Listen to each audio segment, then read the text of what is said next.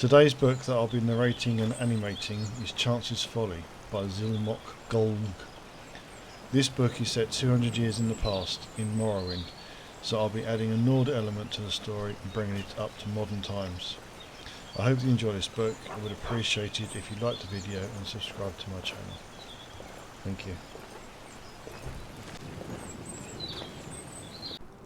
By the time she was 16, Minerva Aeolos had been an unwelcome guest in every shop and manor in Balmora.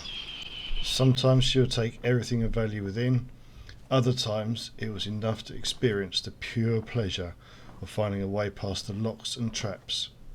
In either situation, she would leave a pair of dice in a prominent location as her calling card to let the owners know who had burgled them. The mysterious ghost became known to the locals as Chance. And men will come to respect you. A typical conversation in Balmora at this time. "My dear, whatever happened to that marvellous necklace of yours?" "My dear, it was taken by Chance." The only time when Chance disliked her hobby was when she miscalculated and she came upon an owner or a guard. So far she had never been caught or even seen, but dozens of times she had uncomfortably close encounters. There came a day when she felt it was time to expand her reach.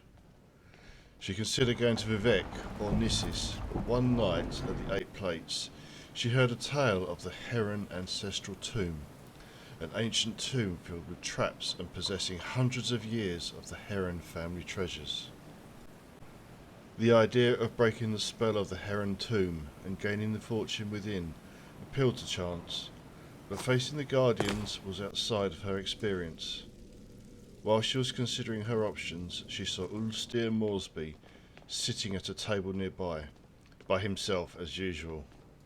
He was a huge brute of a Breton who had a reputation as a gentle eccentric, a great warrior who had gone mad and paid more attention to the voices in his head than to the world around him. If she must have a partner in this enterprise, Chance decided, this man would be perfect. He would not demand or understand the concept of getting an equal share of the booty. If worse came to worse, he would not be missed if the inhabitants of the Heron tomb were too much for him, or if Chance found his company tiresome and elected to leave him behind. "Ulster, I don't think we've ever met, but my name is Minerva," she said, approaching the table. "I'm fancying a trip to the Heron Ancestral Tomb. If you think you could handle the monsters, I could take care of unlocking doors and popping traps. What do you think?" The Breton took a moment to reply, as if considering the counsel of the voices in his head.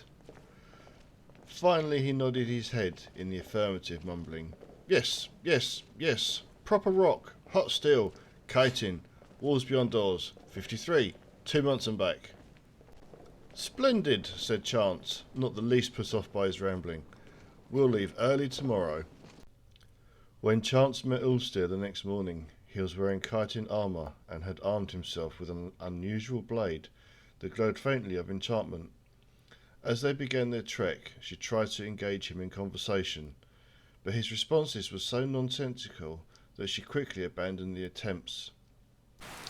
A sudden rainstorm swirled over the plain, dousing them, but as she was wearing no armour and Ulster was wearing slick kiting, their progress was not impeded. Into the dark recesses of the Heron tomb they delved. Their instincts had been correct. They made very good partners. She recognised the ancient snap-wire traps, deadfalls and brittlebacks before they were triggered, and cracked all manners of lock, simple tumbler, combination, twisted hasp, double catch, varieties from antiquity with no modern names, rusted heaps that would have been dangerous to open even if one possessed the actual key. Ulster, for his part, slew scores of bizarre fiends, the likes of which Chance, a city girl, had never seen before. His enchanted blade spell of fire was particularly effective against the frost Atronax. He even saved her when she lost her footing and nearly plummeted into a shadowy crack in the floor. "Not to hurt thyself," he said, his face showing genuine concern. "There are walls beyond doors and 53, drain ring, 2 months and back, proper rock. Come, Mother Chance." Chance had not been listening to most of Ulster's babbling, but when he said Chance, she was startled. She had introduced herself to him as Minerva. Could it be that the peasants were right, and that when madmen spoke, they were talking to the Daedra prince Sheogorath, who gave them advice and information beyond their ken?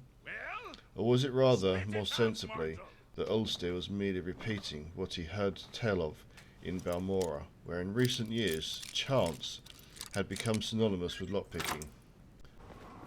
As the two continued on, Chance thought of Ulster's mumblings.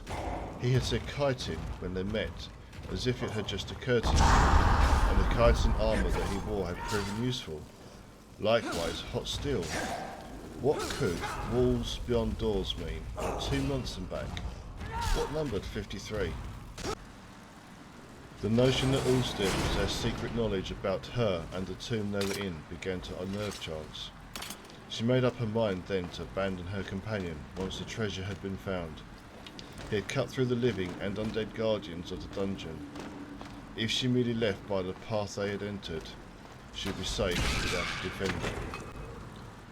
One phrase he said made perfect sense to her: drain ring. At one of the manors in Balmora, she had picked up a ring purely because she thought it was pretty. It was not until later that she discovered that it could be used to sap other people's vitality. Could Ulster be aware of this? Would he be taken by surprise if she used it on him? She formulated her plan on how best to desert the Breton as they continued down the hall. Abruptly the passage ended with a large metal door, secured by a golden lock. Using her pick, Chance snapped away the 2 tumblers and bolt and swung the door open. The treasure of the Heron tomb was within. Chance quietly slipped her glove off her hand, exposing the ring as she stepped into the room. There were 53 bags of gold within. As she turned, the door closed between her and the Breton. On her side it did not resemble a door anymore, but a wall. Walls beyond doors. For many days, Chance screamed and screamed as she tried to find a way out of the room.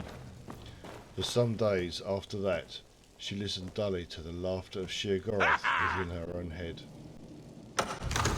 2 months later, when Ulster returned, she was dead. He used a rock to prop open the door and remove the gold. And that concludes my second book, Chance's Folly by Zilmok Golg. I hope you enjoyed it. If you did, please give my video a like and please subscribe to my channel. And I look forward to seeing you next episode. Look after yourselves and take care. Bye bye.